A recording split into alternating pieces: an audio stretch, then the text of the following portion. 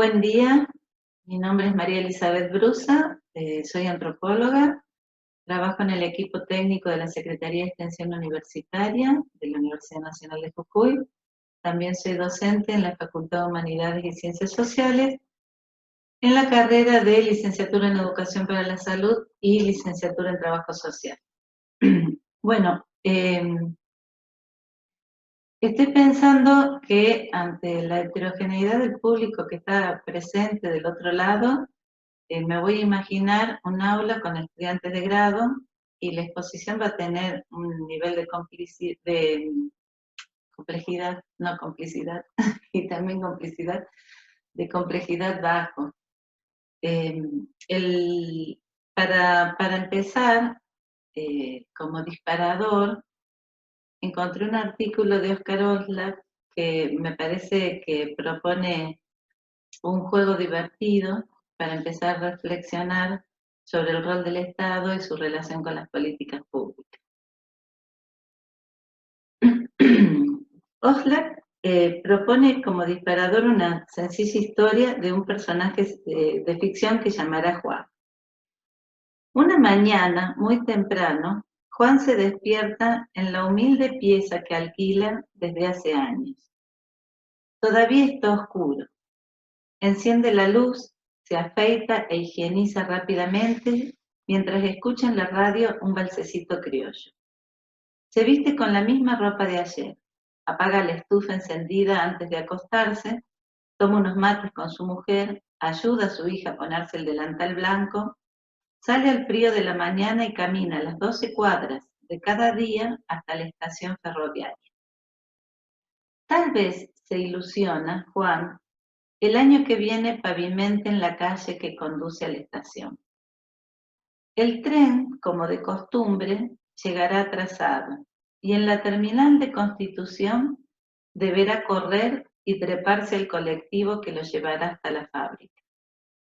Todavía no sabe si el sindicato decidió o no levantar el paro. En el apuro por no perder el tren, olvidó la vianda. Hoy, piensa Juan, deberá almorzar en la fonda de la esquina.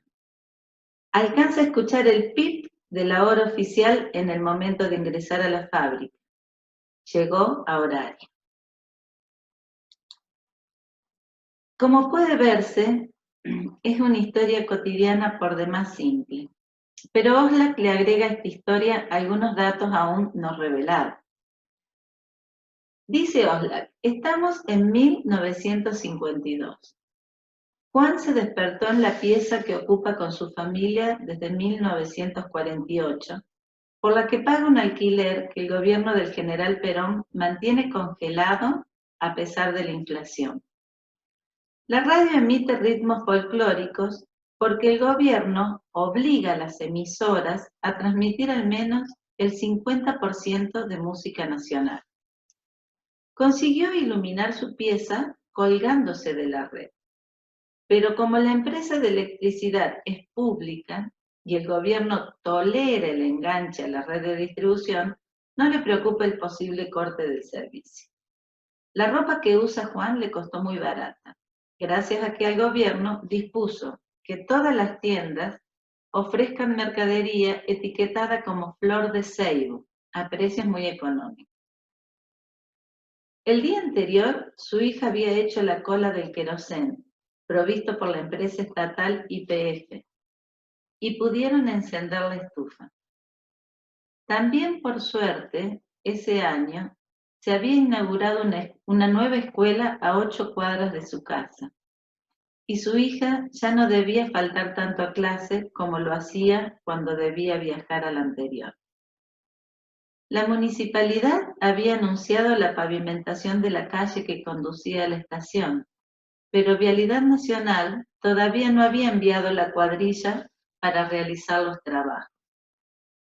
Desde la nacionalización de los ferrocarriles, los trenes llegaban atrasados y cada vez se viajaba peor, pero al menos el boleto era muy barato.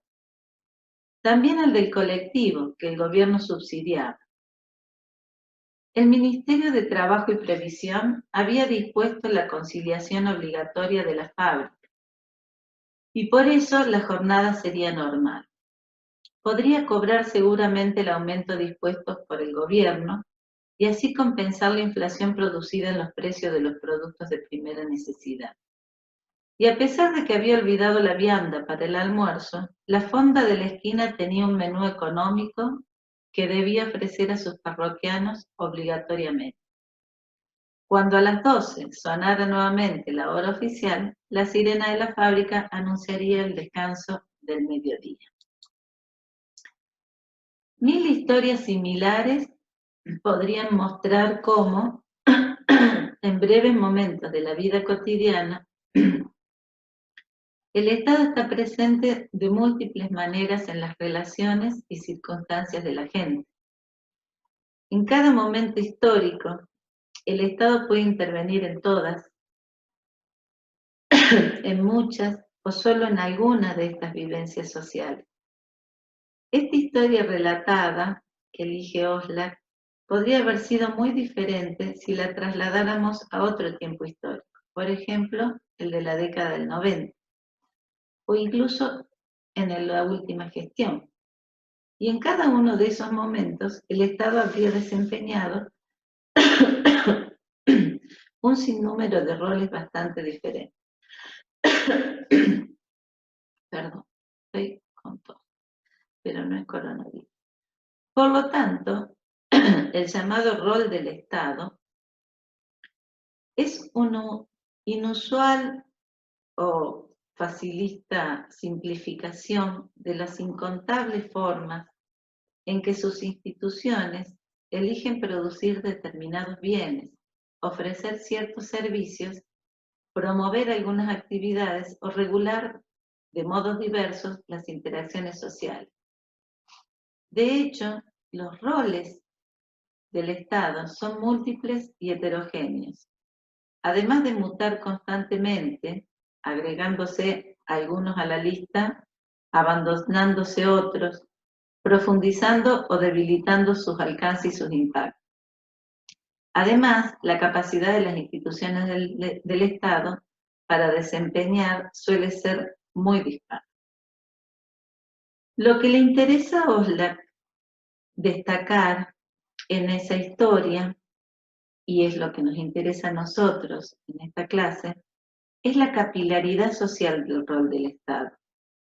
O sea, utilizando metáforas orgánicas, las manifestaciones de su presencia celular en la organización de la vida de una sociedad. Visto así, el Estado no es una entidad que está arriba o afuera de las interacciones sociales.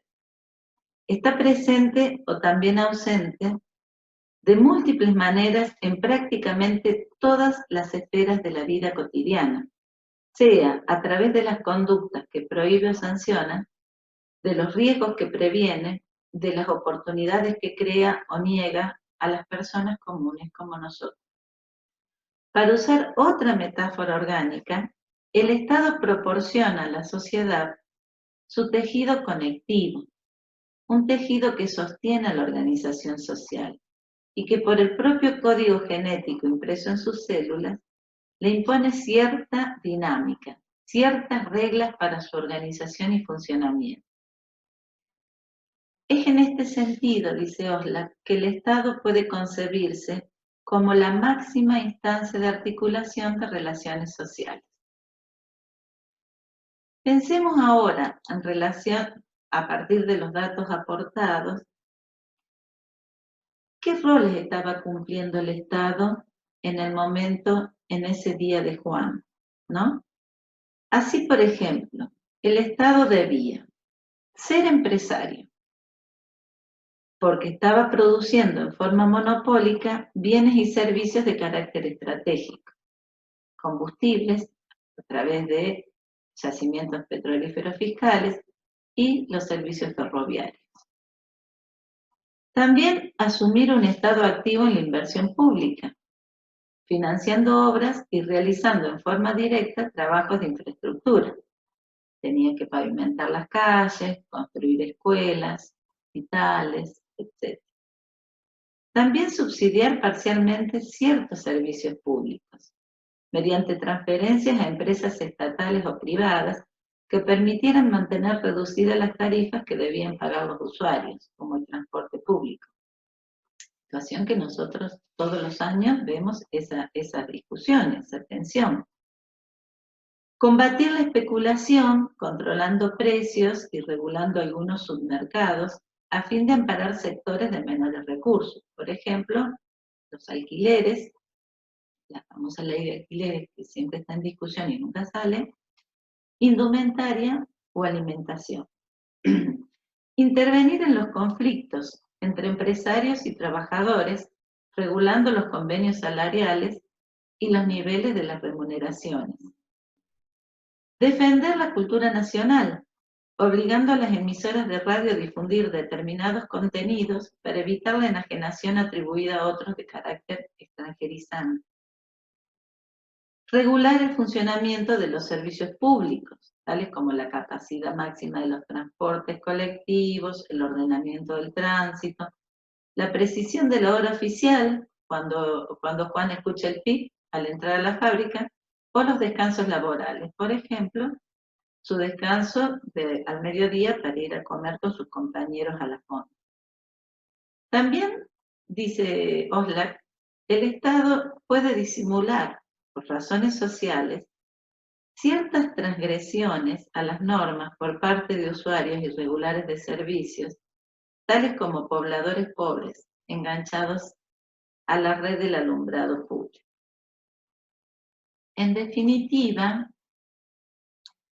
en la vida de Juan, como la de sus semejantes, sus oportunidades de progreso económico y de realización individual, la educación de sus hijos, las condiciones y estabilidad de su trabajo, sus posibilidades de satisfacer ciertas necesidades materiales básicas, suelen verse influidas y alteradas por las variadas respuestas, las tomas de posición y los cursos de acción que en los diferentes planos y en función de las relaciones de poder existentes, el Estado decide instrumentar en cada momento histórico. Podemos decir que las políticas públicas son un modo de articulación entre el Estado y la sociedad, y por lo tanto esta relación es dinámica y cambiante. Otra manera de decirlo es que las políticas sociales son el Estado en movimientos o las acciones del Estado puestas en práctica. Las políticas sociales están en relación directa a los derechos humanos. Una manera de definir los derechos humanos son facultades inherentes a la persona, irrevocables, inalienables, intransmisibles e irrenunciables.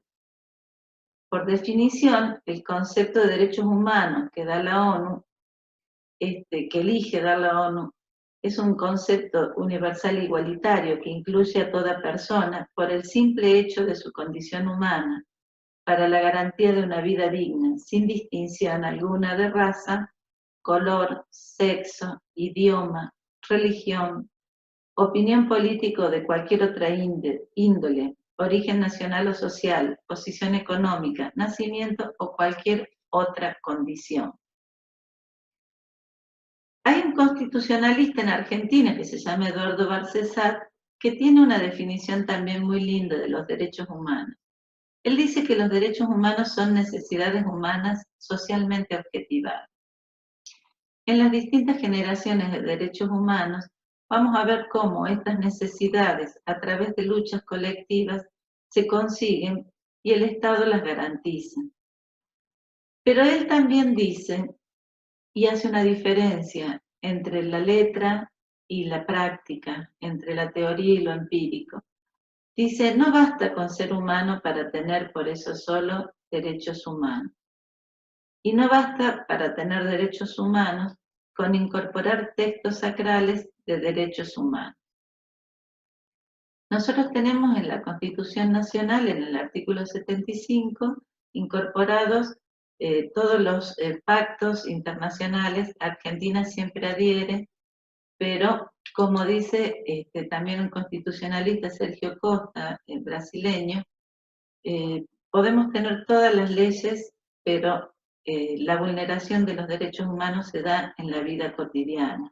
entre las personas en la vida cotidiana, ¿no? Dice Barcesat que los derechos humanos deben ser pensados a partir de los que no tienen, los que deben acceder, ingresar al mundo jurídico. Su punto de partida es la disposición del derecho reconocido en la norma. Los derechos humanos son instrumentos para la humanización de los desposeídos, una herramienta de su libertad como seres humanos y como pueblo. La perspectiva de política social no puede estar nunca divorciada de la perspectiva de derecho. En una perspectiva de derechos, la política social se define como el conjunto de objetivos, regulaciones, sistemas y entidades por medio de los cuales el Estado se dirige a crear oportunidades y fortalecer instrumentos en términos de la equidad y la integración social. El contenido de la política social es el conjunto de transferencias en la forma de recursos financieros, medidas reguladas, distributivas y redistributivas de servicios en las áreas de salud, educación, seguridad social, vivienda, protección laboral y asistencia a la familia. Por ello, también, como dice Rosanvallon, las políticas públicas sociales se ubican crecientemente en función de derechos, adscripciones legales y políticas de acción positiva, o sea, lo que el Estado debe hacer respecto de ciertas categorías de individuos y grupos poblacionales que por diversas condiciones económicas, sociales y políticas se encuentran expuestas a riesgos y contingencia y por lo tanto sujetos de regulación pública, transferencias o servicios. En el ejemplo anterior de Juan, podemos imaginar diferentes maneras en que el Estado actúa. No por no estar presente en políticas sociales que beneficien a los sectores populares, significa que el Estado no actúa. Muchas veces, y vamos a ver estas dos corrientes que vamos a analizar hoy, el neoliberalismo y el estado de bienestar o estado social o articulador o integrador, se piensa que la diferencia básica es un estado presente o ausente. Que el Estado no esté presente en relación a los intereses de las mayorías populares no quiere decir que no esté presente beneficiando otros actores sociales y otros intereses. La frase de que el Estado está ausente se debe completar diciendo que está ausente para el pueblo. Y vamos a utilizar la categoría pueblo también, no solo para utilizar otras definiciones como sectores populares, marginados, excluidos, supernumerarios, etcétera, porque es más abarcativo. Hay dos corrientes de pensamiento económico que sirven de basamento para la acción de los estados. El liberalismo, en su origen en el siglo XVII y posterior neoliberalismo en el siglo XX, lo que se ha denominado estado de bienestar o estado social, articulador, integrador. Como ustedes saben, el liberalismo es una doctrina política, económica y social que surge como respuesta al poder de la monarquía en el siglo XVII, y uno de sus intelectuales, que es John Locke, elabora 3 derechos naturales que van a ser el fundamento de esta corriente: vida, libertad y propiedad privada. Sin duda para la época, y teniendo un estado monárquico que podía hacer con tu vida y tu propiedad lo que quería, esto era un paso muy importante. Entonces los ejes del liberalismo van a ser la libertad individual, la igualdad ante la ley y la reducción del poder del Estado. Esto basado en la idea de derechos humanos, que en esta corriente se piensan en la esfera privada, en plena libertad y sobre todo, y fundamental, el derecho sobre la propiedad privada, que es la base para la búsqueda de la felicidad. Estos 3 ejes. El gobierno va a resultar del consenso de esas personas libres y debe regular la vida pública sin interferir en la esfera privada de los ciudadanos. No debe ser un ejercicio arbitrario del poder. Esta filosofía se expresa en lo económico con Adam Smith y David Ricardo entre los más destacados, y vemos que todo el tiempo la palabra libertad, y por eso liberalismo, atraviesa estas propuestas sociales y económicas. Adam Smith escribe, ustedes saben, en el 1776, la obra Una investigación sobre la naturaleza y causas de la riqueza de las naciones, y en ella aparece la famosa teoría de la mano invisible. La mano invisible es una metáfora que señala a la economía de mercado como herramienta con capacidad para alcanzar el bienestar social máximo mientras se busque el propio interés. El acento está puesto en el individuo. Por otra parte, a mediados del siglo XIX, en Europa, se van delineando, construyendo diferentes campos disciplinarios. En el marco de la Segunda Revolución Industrial, aparecen como disciplinas la historia, la sociología, la lingüística, la psicología, la antropología, en un contexto de gran convulsión social y de cambios muy profundos por esta industrialización. En ese momento, la antropología, atravesada por el paradigma imperante de la época, el evolucionismo, recordemos que Darwin ha escrito El origen de las especies, está peleando con la iglesia y todo el sistema clerical, elabora, haciendo una analogía con las ciencias naturales, la antropología, una explicación para poder dar cuenta de esa enorme diversidad cultural del mundo, que además sirvió para justificar y legitimar el colonialismo. Porque presenta a esta teoría como una cruzada moral cuya misión era evangelizar y civilizar a estas comunidades atrasadas. Haciendo entonces una analogía con las ciencias naturales, elabora la teoría evolucionista unilineal, en donde establecen que todos los pueblos pasan por los mismos estadios: salvajismo, barbarie y civilización.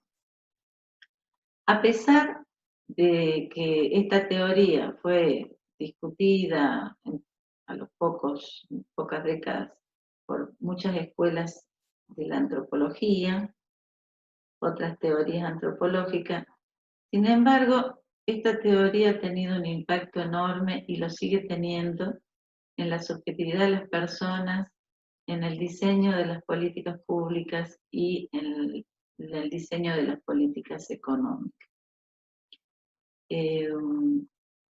Hubo una generación, la generación del 80, que estuvo profundamente influenciada por esta teoría. El ejemplo local es Sarmiento y su obra Civilización o Barbarie. Sarmiento, además, como constructor del sistema público, va a influenciar, por supuesto, la currícula escolar. La currícula escolar nunca es neutra, siempre contiene ideología, y esta diferencia entre pueblos atrasados y pueblos desarrollados va a estar presente en eso. Básicamente, los pueblos, todos los pueblos, lo que dice esta teoría es que todos los pueblos pasan por los mismos estadios, pero todos los pueblos deben llegar a ser como los países desarrollados de Europa. Nosotros, si quisiéramos hacer una relación con nuestros pueblos en la actualidad, podríamos decir que el salvajismo son los pueblos que todavía en América son cazadores-recolectores, como por ejemplo los pueblos de la selva, Pichí. En la barbarie se ubicarían aquellos pueblos que han domesticado animales y plantas, que pueden ser pastores, o que pueden ser nómadas, o que pueden ser sedentarios, como eran los pueblos de los Andes, ¿no? Con la llegada de los españoles. Y la civilización siempre tiene el modelo de las sociedades europeas, y sobre todo el ejemplo máximo es la Inglaterra victoriana industrial del siglo XIX. A medida que se va afianzando esta percepción, estas representaciones en relación a la diversidad cultural, lo que se va elaborando son opuestos en donde hay un blanco superior a un no blanco, un civilizado frente a un primitivo atrasado, un pueblo que tiene un estado, como los estados de Europa que tienen religión, mientras que estos pueblos que no tienen estados a sus ojos son herejes. Un estado que tiene cultura escrita, estos pueblos no tienen cultura escrita, son ágrafos. Tiene mucho que ver también el concepto de propiedad. Los europeos tienen propiedad privada, los pueblos originarios tienen propiedad comunitaria. De esta manera se van estableciendo infinitas categorías en donde siempre el originario queda en un lugar de subordinación, de primitivo, de atraso. Pero esto también está muy relacionado a los fenotipos, el color de la piel. Esto va a seguir saliendo en la historia argentina con los cabecitas negras, los choriplaneros, con los migrantes de la migración que no tienen en Buenos Aires con los países de América, sobre todo en Cava. Así que va a seguir presente en la subjetividad de las personas, pero también va a seguir presente en los discursos de los gobernantes y, por supuesto, en los discursos de los medios de comunicación.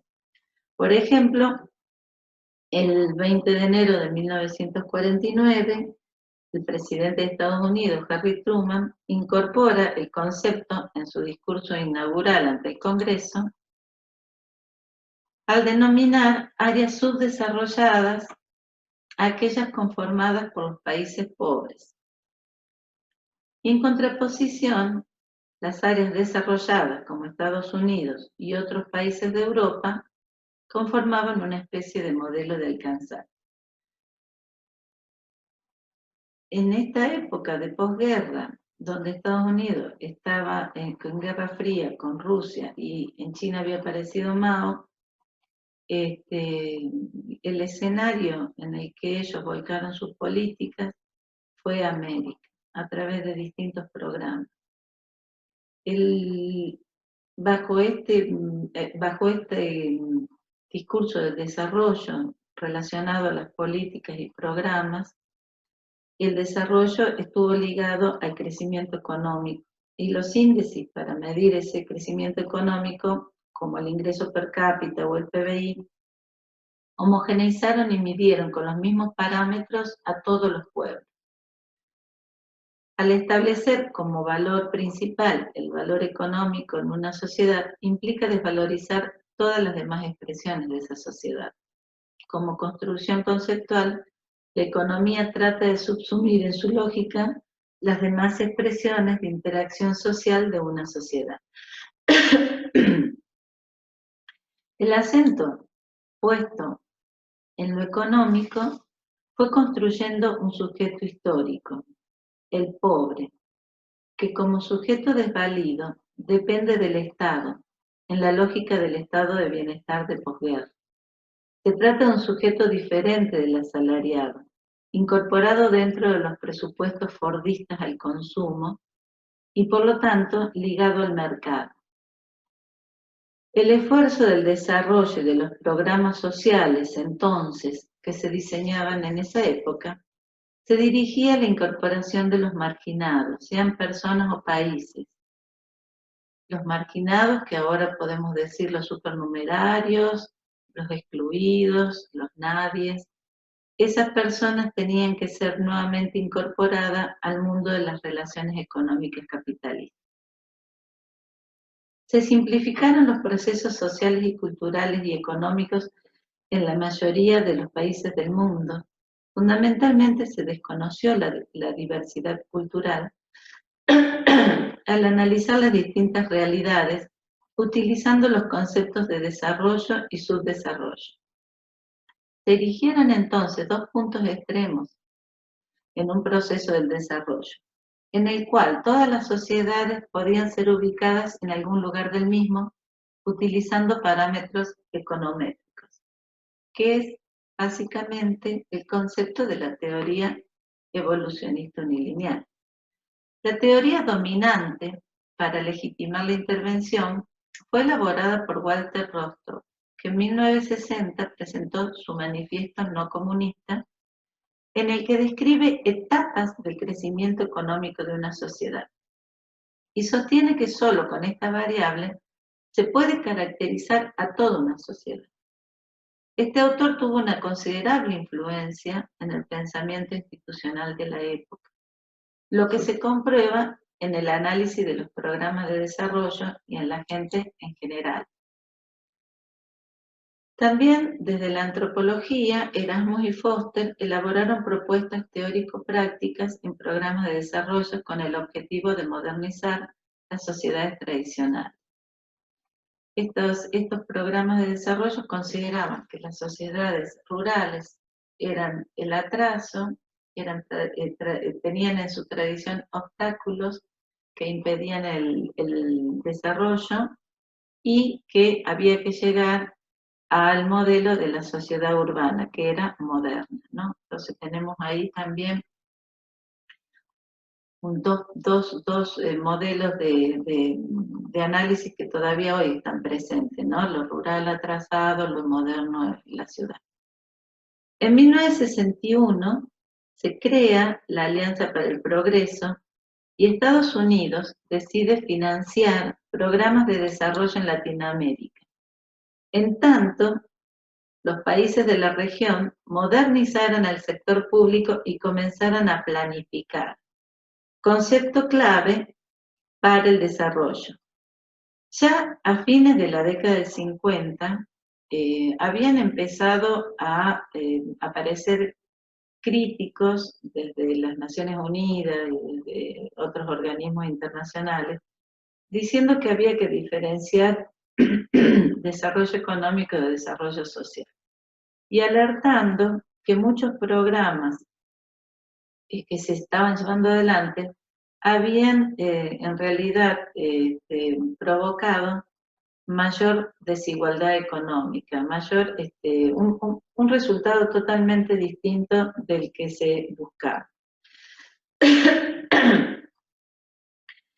Ahí también a fines de esa década de los 50, entonces empiezan a advertir la necesidad de que la gente participe en la elaboración de los programas, ¿no? De que esté involucrada esa población beneficiaria o esa comunidad beneficiaria en la elaboración desde los primeros momentos, ¿no? Lo que se va a llamar posteriormente con Faz Gorda investigación-acción, o también en otras escuelas planificación participativa. En 1961 se crea la Alianza para el Progreso y Estados Unidos decide financiar programas de desarrollo en Latinoamérica. En tanto, los países de la región debían modernizar el sector público. Comienzan a pensar en planificación, un concepto clave para el desarrollo de las políticas desarrollistas. La transición de una sociedad tradicional a una cultura económica dependía de una racionalidad orientada hacia el futuro, científica, objetiva y realizada mediante el dominio de ciertas técnicas. Esta racionalidad era garantizada por el Estado. En una clase que nos había dado Corallo una vez, nos contaba que él había hecho estos cursos de planificación en Rusia, en Cuba. y con un modelo de Rusia, y Rusia tenía fuertes departamentos de planificación, y entonces Estados Unidos, para diferenciarse, hablaba de planeamiento. Por eso nosotros en América, en Argentina, en Jujuy, etcétera, tenemos el concepto de planeamiento. Las direcciones no se llaman dirección de planificación, se llaman de planeamiento justamente por estas disputas ideológicas. Ahora bien, esta racionalidad que era garantizada por el Estado tenía que ver también con estos modelos de base que venimos analizando, el Estado liberal o neoliberal y el Estado social o de bienestar. Se considera que el Estado moderno de bienestar se originó en la época del siglo XIX, en el Imperio Alemán, con el canciller von Bismarck, que no era en nuestro concepto una persona altruista y progresista en nuestra conceptualización, como pueden haber sido otros modelos de estado de bienestar en el siglo XX, pero sí estableció un seguro obligatorio de accidentes, enfermedad y vejez para los trabajadores.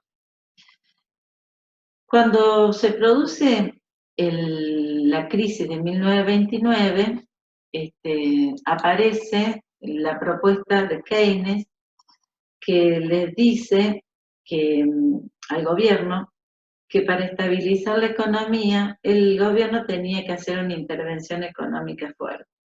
Tenía que promocionar eh, inversiones, aumentando los niveles de empleo y producción, principalmente mediante el aumento del gasto público en periodos de desempleo.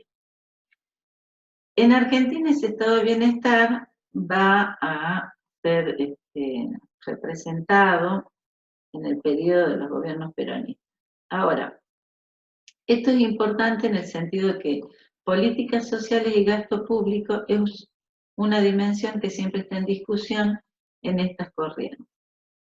Para las corrientes neoliberales, la inversión social es un gasto público. Porque sí, cuando vos pones en marcha un programa, tenés que tener un presupuesto, tenés que operacionalizarlo, llevarlo al territorio, designar personas, y eso cuesta plata. Pero con el tiempo, eso va a ser una inversión. Si tomamos el ejemplo de Juan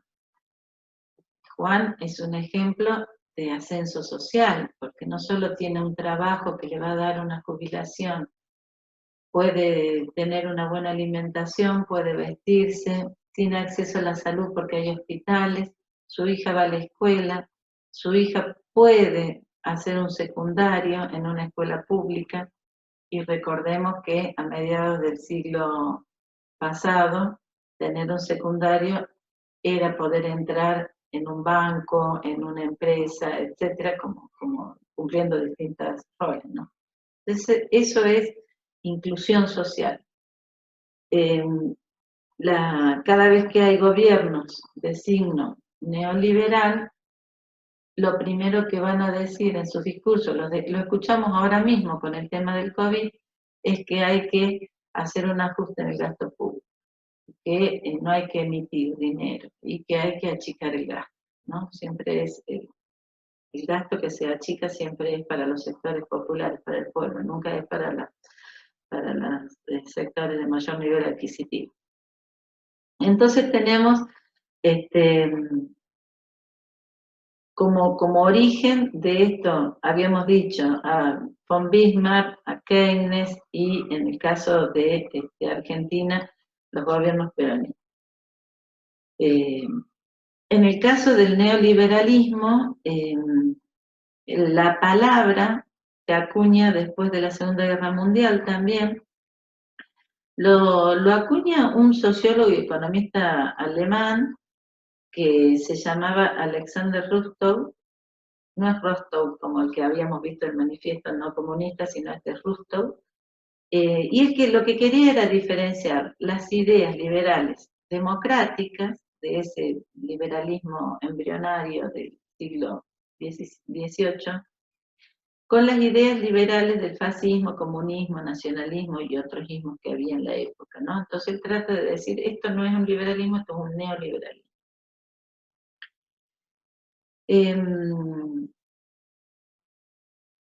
¿Quiénes son considerados exponentes del neoliberalismo? Milton Friedman, August von Hayek, son considerados como exponentes del neoliberalismo.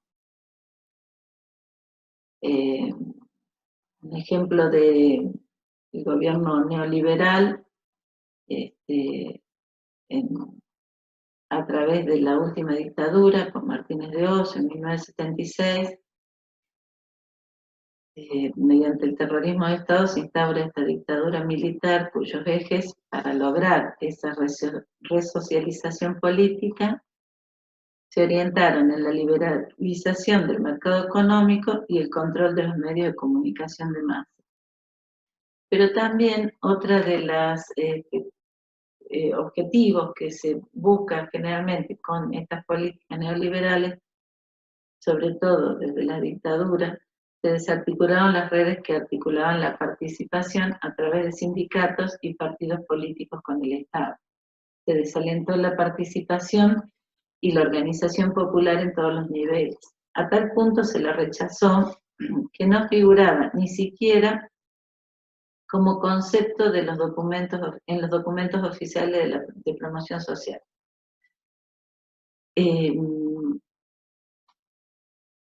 El caso de la última dictadura quizás es el más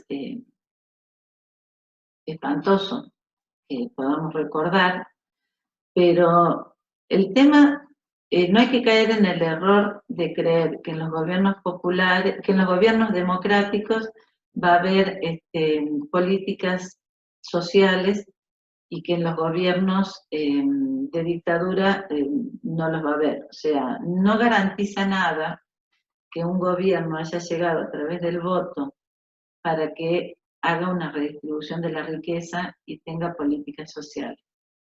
Un ejemplo, por ejemplo, antes estábamos hablando de la relación entre políticas sociales y derechos humanos.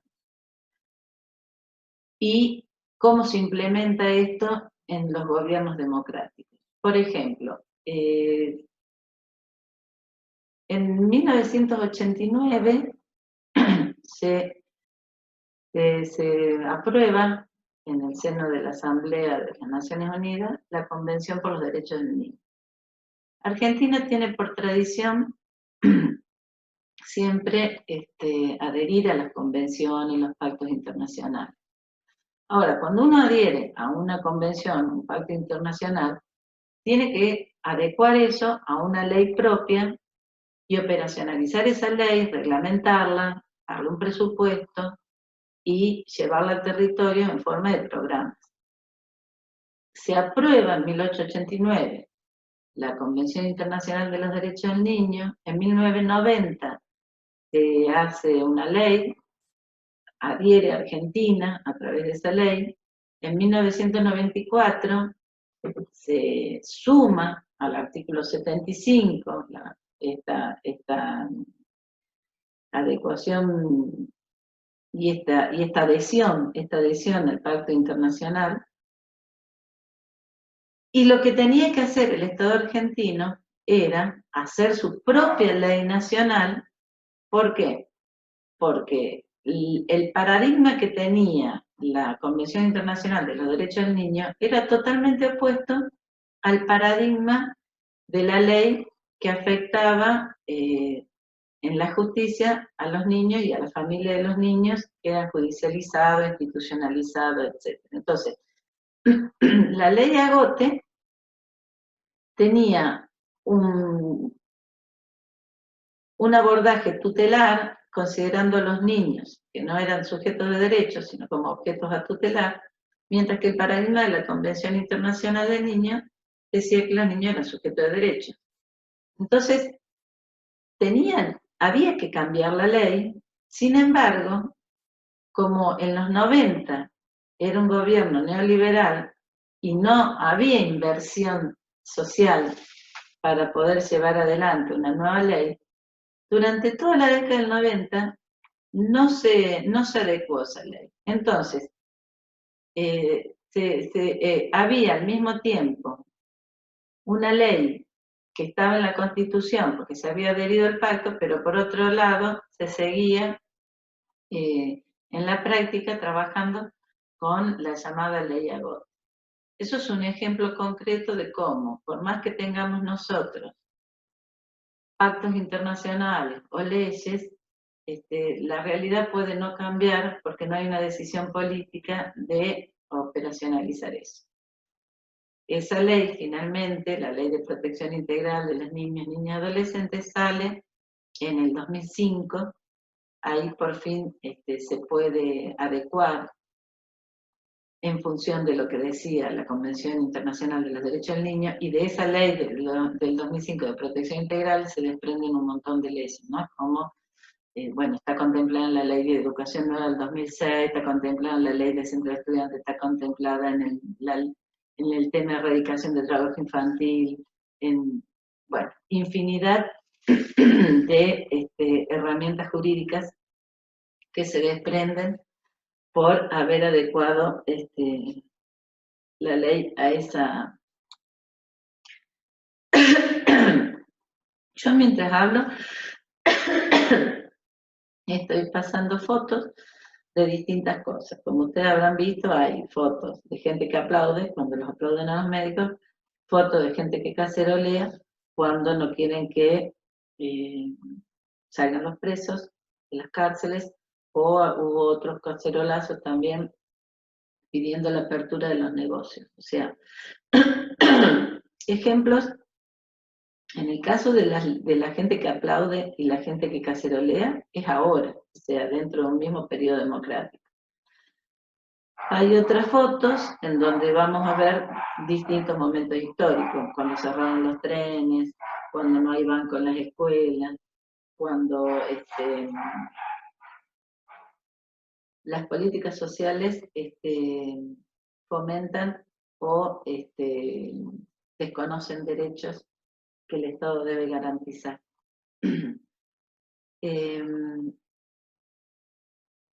¿Dónde estábamos?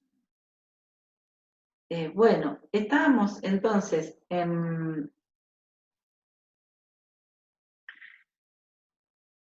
el gobierno de la última dictadura militar, con Martínez de Oz, ¿no? Pero aprovechando que analizamos la Convención Internacional de los Derechos del Niño, también vemos que no solo en los gobiernos militares se desconocieron derechos que tenían que ver con la libre asociación, con el sindicalismo, con la participación de la gente en partidos políticos, con la expresión, con el derecho a la expresión que tenemos todas las personas, con el derecho, con otros derechos, sino que también en épocas democráticas estas políticas públicas desconocieron las necesidades de las grandes mayorías. Ahora, esto se da también, no solo en la época del menemismo, se da también en la época del arruismo y del macrismo. Hubo un retroceso en la inversión de lo que se consideraba el gasto social y, bueno, y que para otros gobiernos es una inversión. Yo les propongo dos ejercicios. Uno en relación al cuento que nos cuenta Oxlack, que es muy lindo, y la otra en relación a esta es una foto de las orquestas infantiles en Jujuy. Y la otra, en base a un artículo de Laval y Dardot, que me pareció muy interesante. Laval y Dardot plantean que reflexionar sobre el neoliberalismo y creer, dice, que solo es una ideología política y económica, que solo implica el retiro del Estado y la liberación del mercado, es hacer una lectura simplista de un modelo, de un fenómeno muy complejo. Ellos dicen, ¿cómo es posible se preguntan estos autores, que con las desastrosas consecuencias que dejan las políticas económicas neoliberales en los países que tuvieron gobiernos con ese modelo, con los millones de personas que sufrieron en carne propia estas políticas, estas mismas políticas se sigan llevando adelante y sigan siendo apoyadas por importantes sectores de la población. A ver, ¿qué están diciendo ellos? No es que la gente no tenga memoria. ¿Cómo puede ser que a pesar de que la gente ve que ese gobierno con un signo neoliberal, cuando pudo acceder al gobierno, acceder al poder, impulsó políticas de retroceso en los derechos económicos, sociales de las personas, por ejemplo, baja de jubilaciones o el aumento de la edad jubilatoria, de financiamiento del sector de salud, de financiamiento del sector de la educación, achicamiento en distintas políticas relacionadas, por ejemplo, qué sé yo, a falta de vivienda, a las viviendas, seguridad social. Dejaron de dar, por ejemplo, en la última gestión fue toda una discusión el tema de que habían achicado las pensiones para las personas con discapacidad.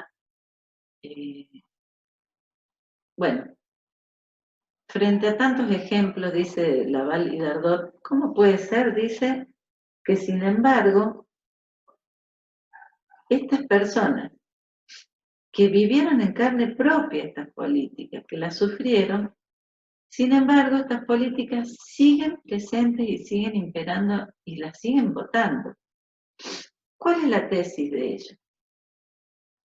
La tesis de Laval y Dardot es que el neoliberalismo es productor de cierto tipo de relaciones sociales, de ciertas subjetividades, que imponen una interacción social en la cual nos obliga a vivir en un universo de competición generalizado, a los asalariados y a los que no lo son. Y a los que no lo son, deben competir para producir su propia ganancia, con una lógica empresarial. ¿Les suena meritocracia? ¿Les suena emprendimiento? ¿Les suena los mercados, las ferias, las artesanías? Entonces, las relaciones sociales están sujetas al modelo de mercado, justifica y naturaliza desigualdades, polariza ricos y pobres, fortalece la individualización de las relaciones sociales a expensas de las solidaridades colectivas. Y entonces ellos dicen que el neoliberalismo es una razón global, es una racionalidad que tiende a estructurar y organizar no solo la acción de los gobernantes, sino también la conducta de los propios gobernantes. Y dan un concepto incluso, lo define. El neoliberalismo se puede definir como el conjunto de los discursos, de las prácticas, de los dispositivos que determinan un nuevo modo de gobierno de los hombres según el principio universal de la competencia. Dispositivos en el sentido Foucaultiano. No voy a seguir con este artículo porque ustedes lo tienen en el práctico, tienen que reflexionar sobre este artículo. Ahora, lo que me pongo a pensar, es verdad que cuando ellos escriben este artículo, el neoliberalismo hacía décadas que estaba presente en el mundo, en la mayoría. Muy poquitas excepciones, ¿qué podemos decir? ¿Cuáles podrían ser? No sé, ni China se salva del modelo neoliberal cuando los chinos están manufacturando bienes que venden en todo el mundo y por el cual cobran un salario miserable. Tampoco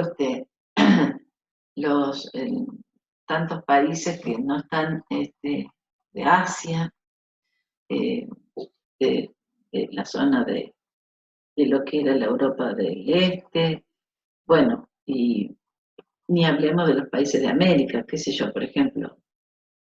eh, yo no puedo entender que en Ecuador la gente haya aguantado lo que les pasaba con los muertos. Yo puse algunas fotos por acá, eh, donde la gente estaba una semana, 10 días en la vereda sin que los vinieran a recoger, y en esa misma época el presidente de Ecuador le decide pagar al FMI 350 millones en conceptos de deuda.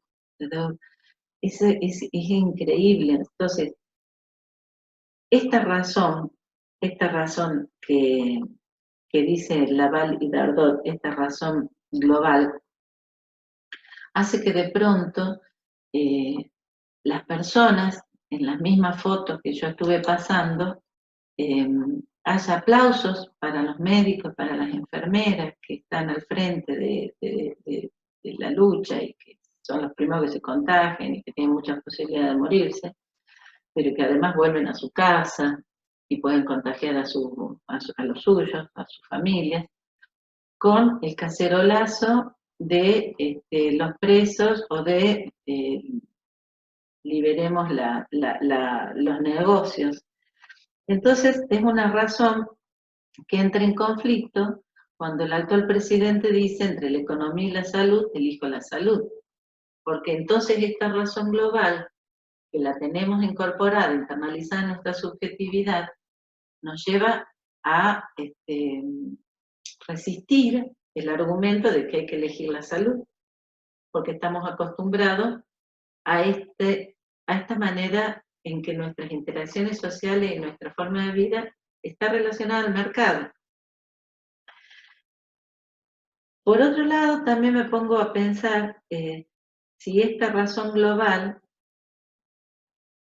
no entró en crisis con el COVID-19, por ejemplo, cuando los estados se dieron cuenta que en función del achicamiento que habían estado haciendo en los sistemas de salud pública, con las privatizaciones de la salud, por ejemplo, en el caso concreto Italia y España, no daban respuesta ante la pandemia, ¿no? Entonces, de pronto se empiezan a escuchar en reflexiones de los mismos gobernantes, como Macron, como un médico que estaba al lado de Trump la otra vez y le decía, no nos puede agarrar nunca más esto, tenemos que tener un sistema de salud fuerte y estatal, no podemos tener privatizadas estas cosas. Entran en conflicto, ¿no? Todo lo que es, no hago esto porque esto me da pérdida, dejo que el mercado fortalezco la salud privada, fortalezco la escuela privada, no hago respiradores porque no se los puedo vender a nadie, que es barbijo, etcétera, y de pronto aparece esta pandemia y todo el mundo vuelve a repensar estas cosas, ¿no? Pero bueno, lo interesante de Laval y Dardot es que nos obliga a pensar que somos un poco ese homo económico, ¿no? Que decían los pensadores del liberalismo, cuando tenemos internalizadas formas que han ido, digamos, desacostumbrándose de lo colectivo, de lo solidario, de la red, de la trama, del lazo social, y que vamos aceptando que las cosas son así, más individuales, más competitivas, que le tengo que buscar la vuelta, que me tengo que esforzar más, que esa persona no le debe estar yendo bien porque es un vago, porque no le busca la vuelta, porque no puede ser que con la edad que tiene no tenga un trabajo o no haya inventado algo para vivir, etcétera, etcétera, ¿no? Bueno, la clase va a estar colgada, el práctico va a estar colgado, el artículo de la Validardo también va a estar colgado en la página virtual. Les doy solamente un artículo porque me dijeron que son nada más que 4 días que tienen para hacer el práctico. Solo les pido una reflexión, no me pongan tijera y plasticola, tratemos de construir un poco de conocimiento, todo lo que ustedes van a reflexionar va a ser muy enriquecedor para los docentes. Y bueno, los saludo, a cuidarse, porque de esta salimos de manera colectiva y solidaria y no de manera individual. Así que muchas gracias.